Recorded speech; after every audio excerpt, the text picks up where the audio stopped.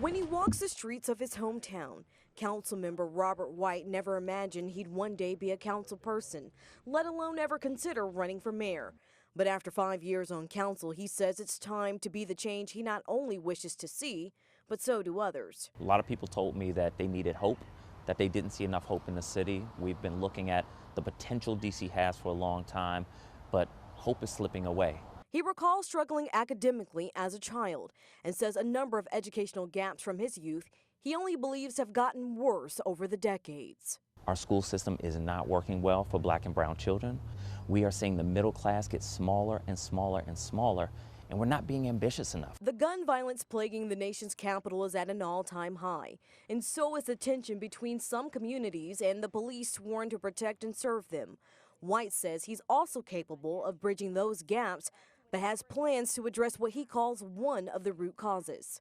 As mayor, I will decrease crime. I will make sure that we have police, but also police accountability.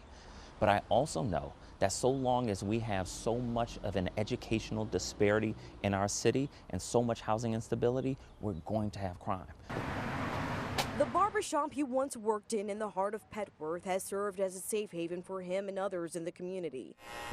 If elected, he says he'll work with small businesses to not only keep their doors open, but create a path to owning their properties. Community development means that the development and changes center around the community.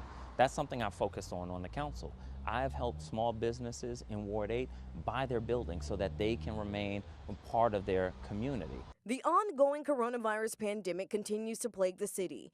D.C. has nearly 80% of the eligible population vaccinated. I support vaccines. Vaccine mandates we have to make sure don't start too early, because when you start with a mandate, you scare some people and it has the opposite effect that we hope it will have.